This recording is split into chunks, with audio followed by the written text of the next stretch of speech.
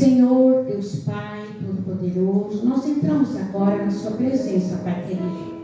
Entramos em concordância contigo, Senhor, porque sabemos que tudo coopera para o nosso bem. Por isso paramos nesse momento para tratar desse assunto de acordo com a sua vontade, Senhor. Me prepara, Senhor, como sua serva, de acordo com a sua vontade, que eu possa falar, que eu possa explicar, que eu possa expor, não pela minha vontade, não pelo meu conhecer, mas pela sua vontade, Pai. Que eu possa deixar aqui a sua mensagem e que esses que estão aqui sejam usados por ser multiplicador, levar para fora, para aqueles todos que precisam, Pai. Peço também, Senhor, que o Senhor disperse toda a falta de atenção, tudo aquilo que possa, Senhor, vir contrário, no sentido, Senhor, de deixar passar um ensinamento tão importante quanto esse. Convido agora o Espírito Santo de Deus para que Ele possa estar neste lugar, tocando nos corações, tocando nas vidas e fazendo também a sua obra. Em nome de Jesus Cristo, nós te agradecemos por essa oportunidade. Amém, Senhor. Vamos começar. Eu não vim aqui para falar de morte, embora seja suicídio. Prevenção contra o suicídio. A gente leva a morte, com certeza. Mas eu não estou aqui para falar de morte. Eu estou aqui para falar de vida. Eu estou aqui para falar de valorização da vida. Falar é a melhor solução para todos os casos. Quando a gente fala, a gente abre. E a solução vem. Quem se fecha não consegue encontrar respostas. O silêncio pode pesar, mas a fala, o falar, o escutar, o diálogo traz soluções. Eu queria falar para você que está sentado aí que você é importante, que a sua vida importa para Deus e que ninguém pode tirar essa vida que não seja Deus. Pedir ajuda, procurar ajuda é ato de coragem, não é ato de fraqueza. Quando a gente procura alguém, eu não estou sendo fraca. Você não está sendo fraco. Você está sendo corajoso. Você foi buscar algo. Você precisa de algo. Você precisa ser ouvido. Mas nós estamos aqui para falar do Setembro Amarelo. E o que é o Setembro Amarelo? É um mês dedicado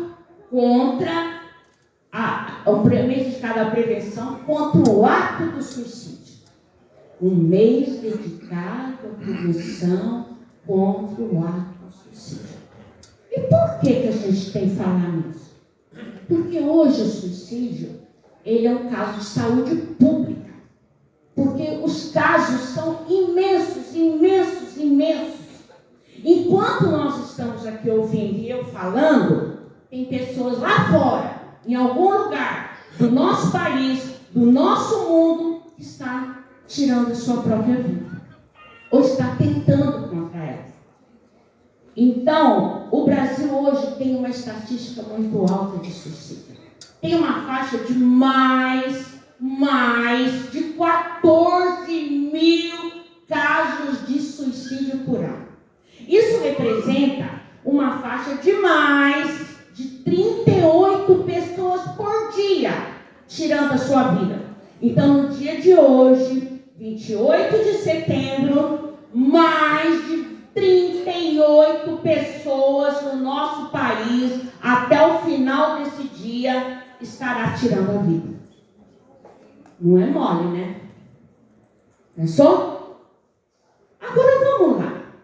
Da onde aconteceu esse suicídio amarelo? Esse Setembro Amarelo? De onde veio isso? De onde veio essa história? começou? Isso começou nos Estados Unidos, no estado de Colorado, em 1994. O que aconteceu lá? Lá tinha um rapaz de nome Mike Emily, um rapaz de 17 anos, um adolescente. E aí esse rapaz, o que aconteceu com ele? Ele era um rapaz calmo, um rapaz bom, um rapaz estudioso, um bom filho, um bom amigo, um rapaz cheio de habilidade. E esse rapaz tirou a vida. Ele tirou a sua própria vida. Olha as características dele. Ele era isso, Mike. E ele, naquele momento, ele tinha... Quem aqui é bem vivido, eu não vou falar velho, não. Aquele que é bem vivido aqui dentro, conhece o modelo de um carro chamado Mustang. Já viu falar no Mustang, antigamente, 68? O Mike tinha um Mustang. Era um carro esportivo chique, né? Classe e tal. E ele tinha esse Mustang. E ele era um rapaz habilidoso, dedicado, gostava de mecânica. Ele reformou esse carro e pintou ele de amarelo. Olha aí a cor aparecendo. E todo mundo conhecia o Mike pelo Mike do Mustang amarelo. O Mike do Mustang amarelo. E o Mike veio e tirou sua própria vida. E daí, no dia do velório do Mike, a família dele fez uns lacinhos amarelos com os cartõezinhos de mensagens de conforto para todos os familiares que passavam por problemas emocionais, de sofrimento, de pessoas na família que tinham problema. E ofereceu aquele lacinho, vou segurar aqui, com aquela mensagem. E o lacinho era amarelo, porque o Mike tinha aquele amor, aquela paixão pelo seu Mustang amarelo. E daí, esse acontecimento, como qualquer acontecimento que hoje a gente viu aí, há pouco tempo a gente viu esse assassinato nos Estados Unidos, há uns dias atrás, esse acontecimento criou uma repercussão mundial. Todo mundo falou da morte do Mike em 1994. E daí para cá, começou então a ter uma questão mais forte na questão de valorização da vida. E aí, quando chegou em 2003, vamos acompanhando as datas. 1994, o Mike se suicidou. 2003, a Organização Mundial da Saúde, junto com a Associação Internacional para a Prevenção do Suicídio, ela criou um dia oficial para trabalhar o suicídio, o combate a esse ato. Mas daí, esse dia foi 10 de setembro. 10 de setembro, dia oficial. Mas aí, por conta da importância desse tema, dos casos que vinha acontecendo, começou-se a trabalhar o mês de setembro. O Brasil começou em 2015, não faz muito tempo. Parece que já é uma coisa antiga, mas não é.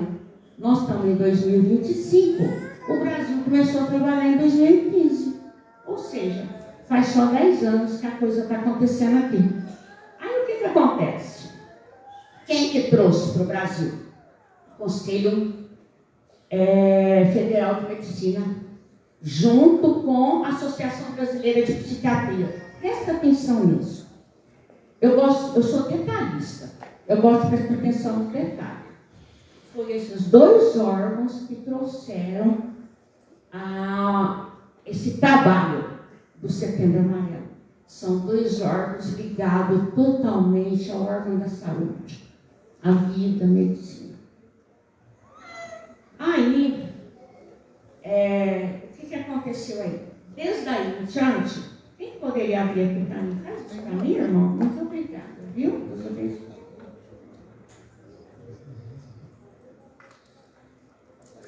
Eu mexi com reforma, eu estou com a garganta raspando. sal de cimento, areia. É normal, né? Obrigada. Aí o que aconteceu? Então, as associações, as instituições, as igrejas, como nós agora estamos aqui, as escolas, e por aí afora, começaram a trabalhar o mês de setembro como um mês de prevenção do suicídio, contra o suicídio. Para que a gente tem que ficar fazendo isso? Qual é o objetivo da gente estar aqui agora na igreja, reunido, falando, parando o culto? Combater o tabu sobre o suicídio. Por quê? Tabu. As pessoas que passam pela situação de suicídio em tentativa, os familiares, as pessoas que ficam sabendo, não gostam nem de falar. Eles se fecham, porque dói, porque machuca, porque é dolorido. Mas a gente, como eu falei no início, precisa falar, porque quando fala, a solução vem através da conscientização, através do conhecimento, através do apoio. Então precisamos falar. Então, o principal objetivo é falar para combater o tabu. Não é para esconder, é para chegar e falar: eu passei por isto, eu estou passando por isto. Oferecer informações e acolhimento. Então, aqui nós vamos oferecer hoje informações e acolhimento. Tá? O acolhimento não é o tratamento. O acolhimento é o acolhimento emocional, do coração. Eu ajudar, eu ter empatia, eu ter amor, eu ter solidariedade, eu ter atenção, eu ouvir, eu escutar, sem julgamento. Isso é o acolhimento. Mostrar que pedir ajuda, como eu falei no início, é um ato de coragem. Vou abrir aqui para contar um fato. Eu estava na ordem dos advogados, na comissão OAB da escola, eu estava como vice-presidente da ordem. E nós fomos na diretoria de ensino de São Miguel Paulista pedir autorização para entrar nas escolas de São Miguel, escolas públicas e privadas, e levar essa palestra. Eu com um grupo de advogados. E daí, nós começamos a visitar, a diretoria deu autorização, e lá foram nós, os advogados, todos espalhados, para lá, para cá, para lá e para cá, no meio dessas escolas. Eu vou citar o nome da escola, porque não tem nada, não tem problema contra isso. Eu fui fazer uma palestra na escola da Arilde Queiroz. Todo mundo acho que conhece aqui um pouquinho, porque ela está ali em frente ao Açaí, ali, na Avenida, é uma escola muito antiga e famosa. E nós reunimos nosso grupo de advogados, da nossa equipe, e vamos embora para o Dario de Queiroz. Chegamos lá, espalhou-se os advogados, cada um numa sala, papapá, ensino médio, aluno de ensino médio, vamos embora. Eu, doutora Rosimeire, professora Rose, irmã Rose. Parei numa sala de ensino médio de 17, 18 anos. Estou lá eu. Fiz a palestra bonitinho, falei, no final falei de Deus, foi tudo, acabou, glória a Deus. De repente uma menina, uma aluninha, lá atrás, veio aqui e falou para mim assim: ô doutora, eu posso falar com a senhora? Eu falei: pode, claro que sim. Tem que ser bravo. Você quer saber o quê? Doutora, é o seguinte, estou precisando de uma ajuda da senhora. Eu já fiquei espantada. Oi, que tal? Que ajuda é essa? Aí ela falou assim: olha, doutora, sabe, eu tenho um amigo ali atrás, na sala, é um menino que eu gosto muito dele. Não perguntei que tipo de gosto que era esse, que é pra mim. Eu gosto dele. Só que tem um problema, doutor, ele já tentou suicídio várias vezes. E ele, essa semana, está aqui na sala, falando para mim no meu ouvido toda hora que ele vai se matar, que ele vai se matar, que ele não aguenta mais, que ele está com problema para se matar. E eu preciso ajudar esse menino. E a doutora falou que a gente precisa falar, e falando que tem coragem, tem ajuda. Eu sou doutor, só pode me ajudar? Nossa, eu não estava preparada para aquilo, não, irmãos. Eu não estava preparada, não. Achei que eu só ia ali, sabe? Quando o negócio foi para minha mão. Aí eu peguei, falei, eu vou te ajudar assim, vamos lá. Fique tranquilo, tá? Vou fazer o que eu puder. Aí o que eu fiz? Peguei o nome do menino, peguei a sala, peguei o nominho dela. Acabei ali meu trabalho, reuni os advogados, que a gente era a cabeça da comissão, né? Vice-presidente, essa coisa toda, tem responsabilidade. E daí eu peguei, fui na sala da diretora desse colégio, chamei a coordenação, a direção, e nós colocamos o caso. A diretora não sabia, a coordenadora não sabia, a família não sabia. Ele era um Mike da vida. Ninguém sabia. Ele era um Mike. Estava diante do Mike, de 17 anos. E aí nós acompanhamos esse caso, acompanhamos a família, né? Hoje já faz um pouco de tempo, eu tive mais contato. Daí me chamou novamente para fazer uma palestra, mas eu estava naquela fase muito doente. Eu não pude fazer a palestra no Dario novamente. E a direção mudou, né? As coisas mudaram na escola, mas naquele momento nós ajudamos muito aquela família. E aquele colégio foi ajudado pela comissão da Ordem dos Advogados de São Miguel Paulista. Porque a coisa acontece. Então, o que aconteceu naquele momento? Aquela menina levantou e pediu ajuda para o coleguinha dela. Eu creio que ela salvou uma vida. Percebe? Como é importante pedir ajuda? Como é importante falar? Por isso tem que combater o tabu. Promover saúde mental e valorização da vida é outro objetivo. Saúde mental. O que é saúde mental?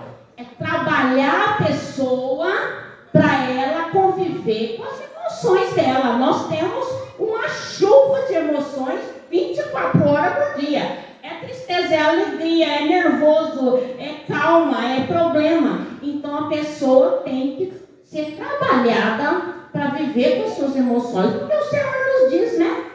No mundo tereis aflições. A gente não vem aqui para viver no bambam, a gente vem aqui também para passar momentos difíceis. E valorizar a vida. Por isso que eu comecei aqui falando com vocês que eu não estava aqui para falar de morte, mas que eu estava aqui para falar de vida, de valorização de vida. Dados importantes, vamos lá. O suicídio acontece muito entre jovens e adolescentes. Geralmente é perto nessa faixa. Porém, não é só, não podemos afirmar só jovens e adolescentes, não, adulto também. Idoso também. Ele sofre abandono, sofre desilusões, sofre tristeza e vem a danada da depressão, que é um dos fatores primordiais para isso. Quero abrir agora na igreja para falar um assunto tão delicado, mas que eu fiz um estudo bem pequeno e não podia deixar de falar aqui numa igreja. Estou numa igreja, nós estamos na casa do Senhor, numa igreja, então não podemos deixar de falar. Temos que ouvir. Eu fiz um estudo pequeno, não tenho um estudo aprofundado nisso, mas eu queria aprofundar. Falamos que jovens cometem suicídio, adolescentes cometem suicídio, adultos cometem suicídio, idosos cometem suicídio. Pastores estão suicidando. Líderes de igreja. Filhos de líderes de igreja estão suicidando. Sabe por quê, irmãos? Porque eles têm sobrecargas. Porque eles têm responsabilidades grandes. Porque são cobrados. E eles são como nós. Eles têm problema financeiro. Eles têm problemas familiares. Eles têm dores. Eles têm doença. Eles têm problemas em casas, como nós temos no nosso lar. E eles estão chegando no limite. E o número de pastores que cometem suicídio não é pequeno, infelizmente, no nosso país. E me fez pensar o seguinte: como que pode aquele que está ali na frente, orando por todos, pedindo por todos, joelhando por todos, jejuando por todos, lendo, estudando a palavra de Deus, com esse livro aqui na mão, 24 horas, cometeu suicídio? Irmãos, nós precisamos de Deus. Isso é fato. Não se discute isso. Mas nós precisamos de amigos também. Nós precisamos de pessoas para conversar. Nós precisamos de ter alguém que a gente possa chamar e falar: oi, vem me dar uma palavrinha aqui. Oi, o que você tem? Vem cá, conversa. Pastor, para mim, desculpa, meu pastor. Pastor, para mim, não é executivo, nem técnico de futebol. Tem gente que pensa que é. Pastor, para mim, é aquele que é responsável pelo rebanho do Senhor. E esses homens, com propósito de Deus, responsáveis pelo rebanho do Senhor, estão tirando a sua vida por situação de estresse. Filhos desses pastores estão se matando. Líderes de igreja estão se matando. Eu não poderia passar essa palestra sem falar isto. É uma coisa para a gente pensar. É uma coisa para a gente pensar. Será que eles não têm problema? Só nós que ficamos doentes? Só nós temos problema financeiro? Só nós temos problema dentro de casa com a família? E aí a coisa pega e nós vemos muitos pastores que estão passando por doenças de depressão muito forte. Estão em tratamento de depressão. E isso leva ao suicídio. É um caso para acender as antenas. Eu quero falar outra coisa aqui. Sobre a questão de amigo, de conversar, de procurar para conversar. Me aconteceu um negócio aqui comigo, na igreja. Eu vou contar aqui agora bem rápido. O meu filho foi embora para Portugal. Foi morar lá. Coisa boba, né? Não é coisa boba? Olha que boba, isso é problema, isso é doença, isso é dor. Mas para mim foi. Para mim foi uma dor que não pode ser, porque eu não separei dos meus filhos se separou de mim, eu muito agarrada com eles, e minha menina foi embora. E um dia eu cheguei aqui nessa igreja, eu sentei lá naquele cantinho que tem lá, e eu ficava muito mal. Muito mal. Eu não estava nem entendendo o que estava falando aqui na frente. Eu estava tristinha demais. Vontade de chorar, sabe? Não é depressão, não. Depressão é outra coisa. Tristeza é aquele do momento. A depressão acontece até uma coisa muito boa e a pessoa não consegue voltar para a alegria. Ela está com depressão. Nada levantar ela. Isso é depressão. Momento de tristeza é paz. Eu estava ali no momento de tristeza. Eu estava mal. Era um momento de tristeza, eu estava mal. Aí eu tenho uma criatura aqui dentro da igreja, uma filha de Deus, uma serva do Senhor. Tá ali, ó. Olha lá. Sueli. Ela foi lá dar um abraço. Olha como funciona a coisa. A Sueli saiu dali e deu um abraço. Chegou lá, deu um abraço e ela percebeu que o negócio comigo não estava bom, não. Ela quer que você tenha. Ih, estou mal, Sueli. Estou mal demais da conta. Sueli me pegou, me levou ali, conversou comigo, contamos umas coisas, uma para outra, nos abrimos. Sueli orou por mim. Sueli me abraçou. E eu voltei para o meu lugar. E fiquei bem. E pude viver o momento do culto na paz. Eu precisava disso. Eu precisava de um amigo. Eu precisava de um ombro. Eu precisava contar aquele dia que eu estava com uma dor forte na minha igreja. E a Sueli me descobriu. Beijo para você, viu? Te amo em Cristo Jesus. Você me fez bem. Sinais de alertas. Quanto que eu tenho que acender a luzinha amarela está acontecendo um negócio com a pessoa. Isolamento social, a pessoa se fecha. Tranca no quarto, tranca na cozinha, não vai na igreja, não sai de casa, não toma banho, não conversa com ninguém. O que é isso? Não é normal. Precisa de olhar. Precisa ver o que está acontecendo. Por que você está assim? Porque isso não é normal. Isolar não é normal. Normal é participar, é falar, é ir. Mudança brusca de comportamento. A pessoa era de um jeito, de repente a pessoa ficou de outro. O que está acontecendo com aquela pessoa? Nossa, está tão mudada. Nossa, não fala com mais ninguém. Nossa, está de cara feia. Nossa, não. Meu Deus, essa pessoa pode estar passando por um grande problema e precisa de ajuda. Desesperança nas frases. A pessoa chega e fala assim: eu não aguento mais essa vida, eu quero morrer. É melhor não ter nascido. Porque não sei o quê. Porque morrer é melhor. Porque assim não dá. E sabe o que acontece? Aquele outro que está perto, entra aqui e sai aqui. São frases graves, perigosas. Quando uma pessoa fala isso: eu não quero mais viver, eu quero acabar com a minha vida, era melhor não ter nascido, viver não presta para nada, eu não sei porque que eu nasci.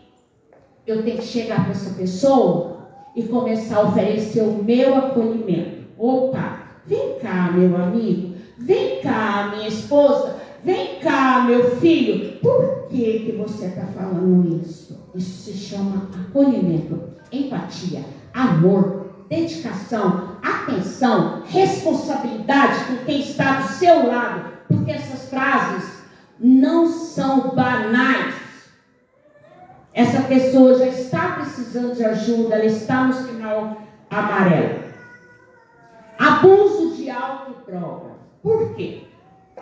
Pessoas que estão na droga ou estão usando muito álcool, estão no álcool, essas pessoas perdem o discernimento.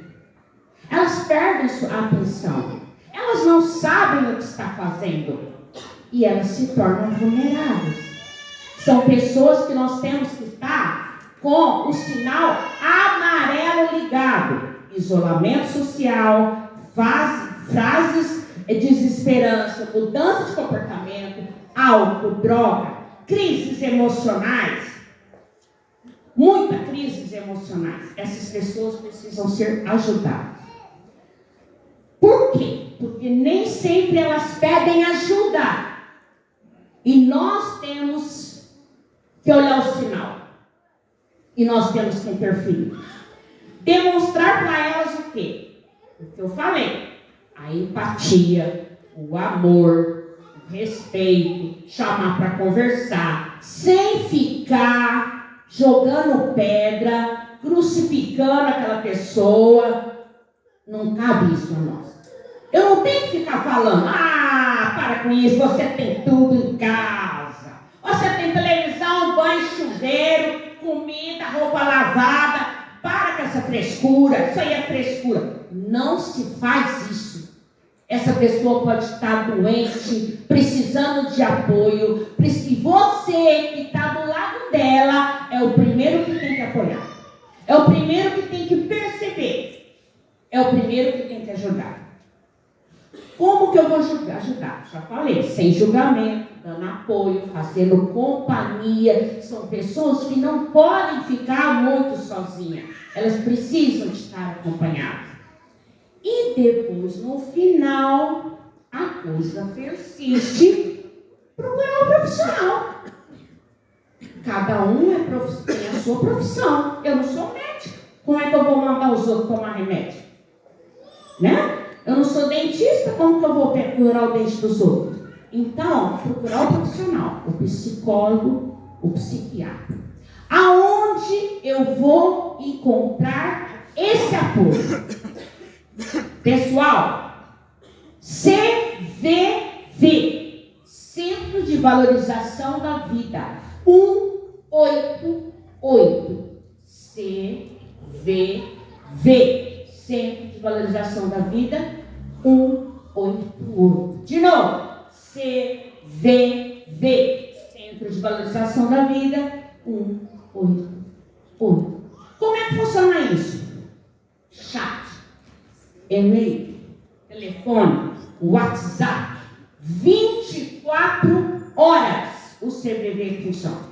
São pessoas preparadas, especializadas, profissionais habilitados para poder atender. Mas tem que atender, doutora, só quem tentou suicídio? Não. A família toda. Por quê? A família fica precisando, a família necessita, a família fica doente. A família sofre demais. A família perde a estrutura. A família perde o sossego. Porque ela está com aquela pessoinha ali que corre risco de vida 24 horas. Então a família também pode procurar apoio no CVV. Os CAPs, Centro de Atenção Psicossocial, eles têm um leque enorme de pessoas habilitadas para poder atender, para fazer encaminhamento. Ou mesmo uma UBS, né? Os hospitais, os médicos da família e os profissionais especiais, que são os psiquiatras e os psicólogos, né? Eu queria falar mais uma coisa, para terminar essa parte. Cada pessoa é única e insubstituível. Aí entra a valorização da vida. Sabe por quê? Às vezes eu mesmo falo isso. Não tem ninguém que não seja substituível. Presta atenção. A gente tem que saber separar as coisas. No profissionalismo, as pessoas são substituíveis. Não adianta você ficar lá marcando toca lá, porque se você sair vai aparecer outro igual você, melhor que você, e vão esquecer você. Na igreja, também as pessoas são substituíveis. A gente consegue. Depende, um vem, o outro fica, o outro assume e vai. A vida aqui, o pessoal, a pessoa única, ela é exclusiva, criada por Deus, propósito do Senhor, nasceu, ela é insubstituível. Ela vai embora, ela parte e a gente jamais esquece. Porque ela é insubstituível, né? E nós não estamos sozinhos. Juntos nós somos muito mais do que um sozinho, né? Então aqui nós sabemos que é para conversar, que é para falar, é para buscar, que é para ser amigo. Todo mundo precisa de ajuda, não é verdade? Agora nós vamos entrar na segunda parte. Eu vou falar do suicídio dentro deste livrinho. Código Penal. Vamos embora? Quem está aí no meu slide, por favor, faz isso para mim. O suicídio dentro do direito. Vamos falar um pouquinho. Não vim dar aula de direito. Não sou professora de direito. E vocês não estão aqui em faculdade de direito, mas a gente tem que aprender o que a lei está falando sobre isso. O Código Penal aparece o suicídio no 122. Olha que coincidência. Todo mundo sabe que o homicídio aparece no 121. Matou, 121, homicídio. Logo após o 121, vem o 122. Suicídio. Por quê? Está na área que tutela a vida. Na área que tutela a vida, bem pertinho, um atrás do outro. Olha como é importante.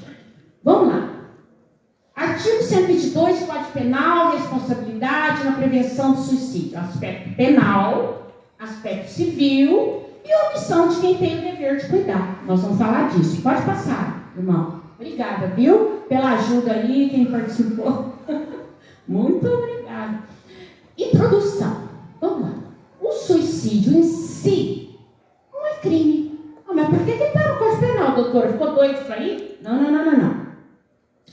Por incrível que pareça, teve época que o suicídio foi crime. Sabe quando?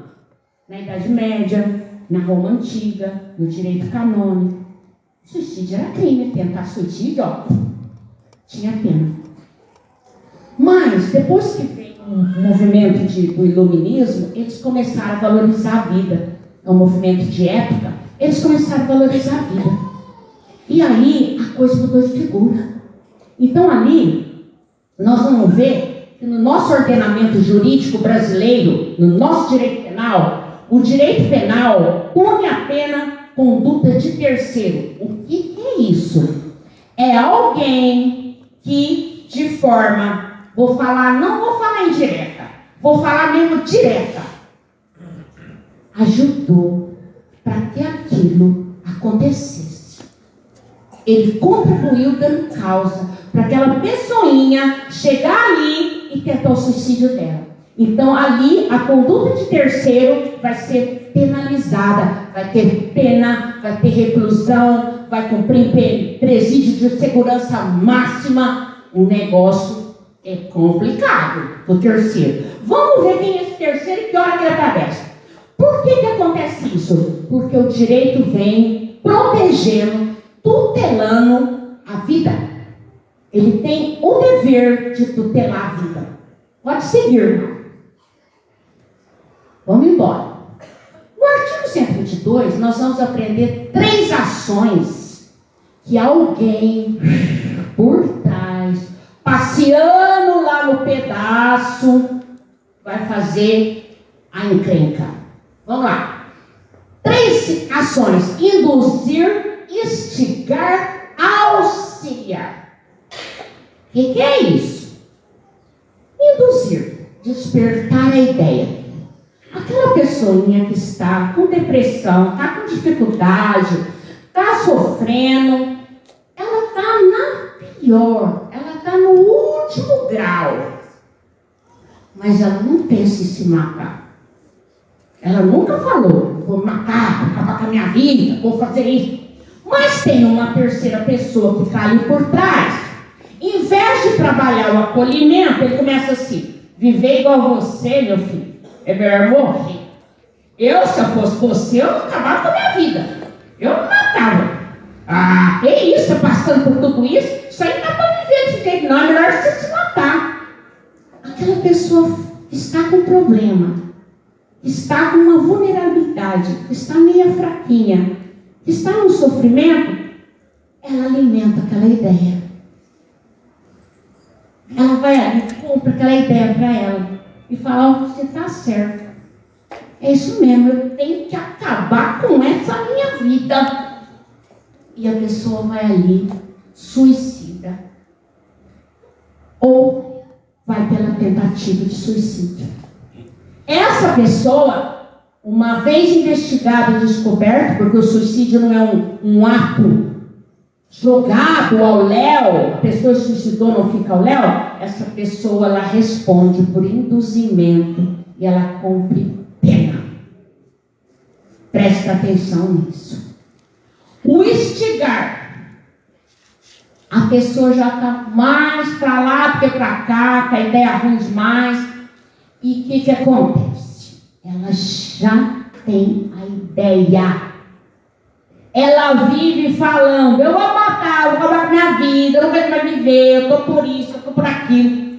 Aí o outro: é verdade, você está certo, acaba com essa vida mesmo. Você tem que acabar com a vida. É isso mesmo, ele vai lá, ele reforça a ideia. Ele dá uma força, ele dá uma coragem. Ele não faz a empatia, ele faz o contrário. Ele está rodeando aquela pessoa e está falando um monte de besteira ali. E a pessoa vai e comete. Olha, isso está no Código Penal. Uma vez me perguntaram assim para mim, assim, eu fui fazer uma palestra, perguntaram assim: ô doutora, mas tem gente que faz isso? Eu falei: o legislador colocou, é porque tem gente que faz. O ser humano faz isso. Infelizmente. Infelizmente. E ali auxiliar. O que é auxiliar? Eu sei que a pessoa é vulnerável. Eu sei que a pessoa está passando por depressão. Eu sei que a pessoa está mal. Eu deixo uma corda pendurada lá no quintal, solta, dando solta. Eu deixo um monte de remédio espalhado na casa. Eu deixo arma branca à vontade. na casa. Eu deixo arma de fogo. Num lugar fácil. Eu deixo tudo fácil. Porque para mim, se ela pegar e se matar, problema dela. Ela vive falando que vai se matar, tá beleza. Eu não vou guardar nada não, problema dela. Tem gente que é isso, gente. E o legislador veio ali, vendo essas pessoas, olhando para essas pessoas que existem na sociedade, infelizmente, e elas serão punidas pela lei. Vão responder criminalmente. Vamos embora. Pode seguir, irmão. O autor vai responder pela indução, instigação, auxílio, com agravante, conforme a vulnerabilidade da vítima. No direito penal, nós trabalhamos com atenuante, que diminui a pena, e com agravante, que agrava a pena, que aumenta a pena. Por quê? Porque às vezes a pessoa é vulnerável. Ela é pequena, ela não tem discernimento, ela tem dificuldade mental, ela está doente emocional. Então, na hora da pena, aquela pena que era 6 anos, vai ser 12, 15, 16. Agravante. Entendeu? Vai embora. Olha como é complicado trabalhar com essas pessoas assim, nesse estado de vulnerabilidade. Vai embora, irmão. Toca. Essa aqui é importante. É uma lei nova. Ela surgiu em 2019. Muito boa essa lei. Eu amei essa lei. Diz que lei não é para amar, é para cumprir. Lei não se ama, eu amei. Lei 13.819/19. Notificação compulsória de casos de o que é automutilação, sinais do corpo, onde ocorre, redes sociais. Gente, a automutilação, ela acontece muito mais do que eu posso imaginar. A pessoa fica marcada no corpo, ela se corta, ela se arranha, ela se morde, ela arranca cabelo, tem falha na cabeça. Muito disso está acontecendo em rede social, no celular. Tem que olhar o celular dos filhos, ver o que está assistindo, ver o que está rolando. Chegar ali, oi, tudo bem, o que está passando aí? Posso ver junto um pouquinho com você? Eu faço isso com o meu netinho, meu esposo está ali, ele sabe. Temos um neto de 11 anos, eu fico ali, oi, vovó pode ver? Que jogo é esse? Oi, que lindo, vou ficar um pouquinho aqui com você. Por quê? Está acontecendo nas redes sociais, na internet. E eles se automutilam, entram em jogos, em desafios, que levam até a morte. Eles se matam nesse desafio e cometem o suicídio. Aí, aparecem sinais do corpo. A gente tem que olhar. Porque eles costumam se cobrir. Eles usam touca, eles usam agasalhos pesados. Está um calor de 40 graus. E ele está tudo coberto. Tudo coberto. Então vamos ver. Opa, isso não é normal. Isso é um problema. Ele precisa de auxílio, psiquiatra, psicólogo. Entendeu? E não fica pensando assim, é bobagem, é frescura, porque ele é adolescente. Deixa isso pra lá, não fique clicando com ele. Implica sim, vai atrás sim, procura sim, o que está acontecendo, vai sondar a internet dele, vai na polícia, vai denunciar, procura psicólogo, procura psiquiatria, porque é automutilação. E ele pode terminar tirando a vida. É uma situação muito grave. Ninguém aparece cheio de cortado no corpo à toa. Vamos embora, mais um. A responsabilidade civil e penal. A responsabilidade civil e penal são diferentes. Na civil, aqui, é a possibilidade, a família, uma vez descoberto, esses gerenciadores de rede, eles são punidos severamente. A pena deles chega até a ser enquadrada no 121, homicídio. Essa pessoa é gravíssimo. Mas eles também podem passar pela indenização de danos morais, materiais à família da vítima. Porque eles causam um dano muito grande nessa família. Então aqui entra a responsabilidade civil. Responsabilidade civil é aquela que envolve dinheirinho, né? Ronezinho. Afinal, se ocorrer suicídio, ele vai ser enquadrado no 121, homicídio. Se resultar lesão corporal de natureza gravíssima, quer dizer, ele ficou totalmente arrebentado com aquelas lesões, ele vai responder no 129, lesão corporal de natureza grave. E cometido contra menor de 14 anos, pessoa que tem discernimento, entra aquilo que eu falei, a agravante. A pena vai agravar, vai ficar mais forte, né? O que acontece? Gente, é pena em penitenciária de reclusão. Reclusão penitenciária de força máxima. Segurança máxima. É sério isso que eu estou expondo. Porque muita gente vê isso, passa por isso e não denuncia. Tem mais, irmãos? Tem mais, irmão? Tem outros slides? Sim. Vamos falar de omissão. Artigo 13 do Código Penal. Dever de cuidar de quem tem responsabilidade sobre a pessoa. Presta atenção. Presta atenção. Isso é grave. Quem é que é chamado aqui? Pais, professores, médicos, diretores de escola, coordenador, grupos que trabalham com pessoas, que têm responsabilidade com aquela pessoa, tem o dever de cuidar, é garantidor e não faz. Deixa passar. Eu vou falar uma coisa aqui. Nós somos cristãos. O que a palavra nos ensina? Orai. Orai sem cessar. Essa é a regra. Orai sem cessar. 24 horas. E a palavra fala, orai e vigiar. Essa palavra, Mateus, orar e vigiar é o seguinte, é para a gente se cuidar no nosso interior contra o pecado. Para a gente se observar, para não cair em tentação. Mas aqui, eu vou pôr essa palavra aqui. Orar e vigiar aqueles que estão ao seu redor. Cuidar daqueles que estão ao seu redor. Vamos orar? Vamos orar, a palavra está mandando. É para orar sem cessar, mas eu também tenho que cuidar, eu também tenho que olhar, eu também tenho que zelar. Eu sou responsável, porque eu respondo por omissão. Eu não posso deixar passar batido. Não posso. Está aqui. Eu não estou falando nada. Eu não falo nada. Eu sempre falo isso como advogado. Eu não falei nada. A lei que falou por mim. Eu não falo nada, eu não sei nada. O legislador falou, está ali. E a lei não é para ser amada, a lei é para ser cumprida. Tem mais, irmãos? Setembro Amarelo. Aí acabou a parte de direito, vamos falar um pouquinho de Deus. Só um pouquinho. Não pode deixar de passar sem falar a palavra do Senhor.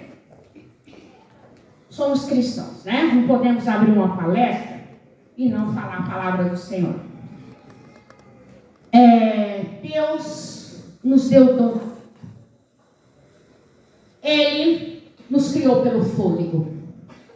Ele nos viu em massa no ventre dos nossos pais, da nossa mãe. E ali ele já nos amou. E ali ele tinha propósito de vida.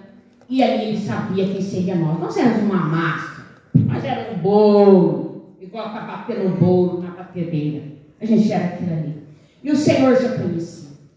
Maravilha, Senhor. Esse é o Senhor, né? Então, eu fui procurar, né? Meu Deus, eu falo sobre o Senhor. Mas a Bíblia é um bálsamo para os nossos sofrimentos. Então, escolher uma palavra é um pouquinho difícil. Mas o Espírito Santo tocou em mim. E eu vou falar um pouquinho só sobre Mateus 11, 28, 29 e 30. Se tiver algum irmão que quiser seguir, Mateus 11, 28, 29 e 30. Vamos lá. A palavra de Deus fala assim: Vinde a mim todos os que estáis cansados e oprimidos, e eu vos aliviarei. Tomai sobre vós o meu jugo e aprendei de mim, que sou manso e humilde de coração. Encontrareis descanso para a vossa alma, porque o meu jugo é suave e o meu fardo é leve. Essa palavra me tocou bastante nesse tema do prevenção do suicídio pelo seguinte: no versículo 28, o Senhor está fazendo um convite.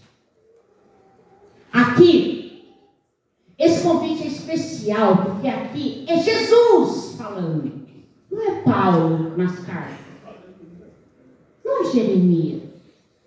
Não é Isaías. Não é Mateus. Mateus só escreveu. Aqui é Jesus. Jesus. Ele falou. Ele chegou em nós e falou: vinde a mim. Vem cá. Você que está cansado, abatido, oprimido.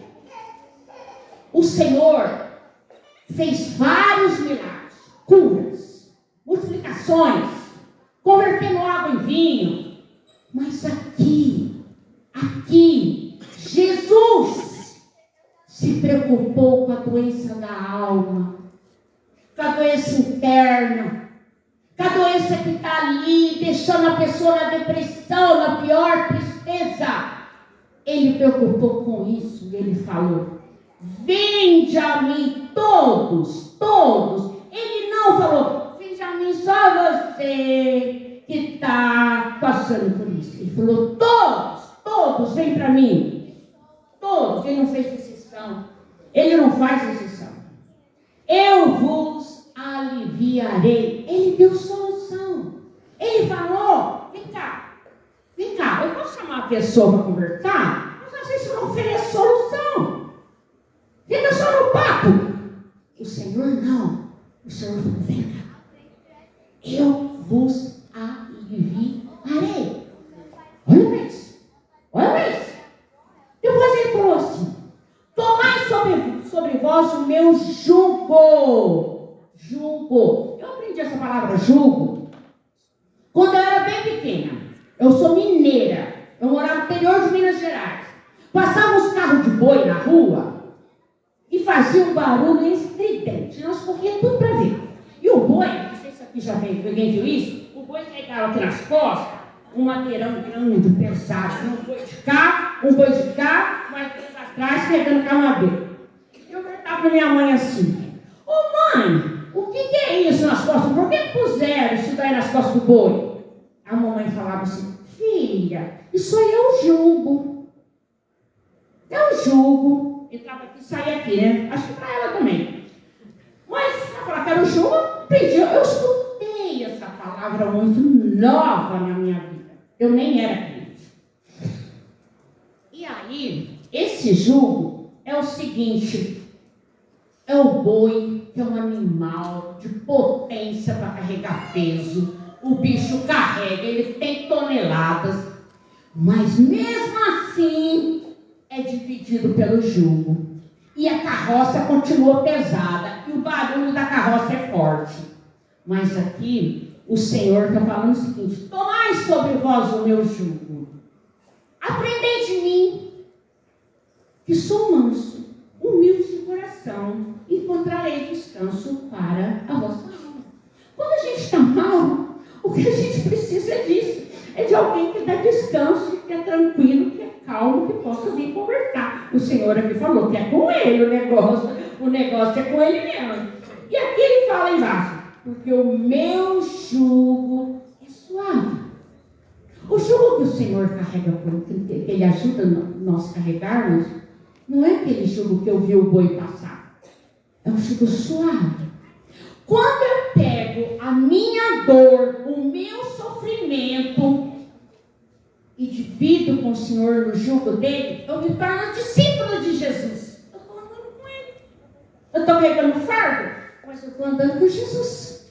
Então eu sou discípulo de Jesus, porque o jugo dele é suave. Então não tem a melhor forma de passar a dor, o sofrimento,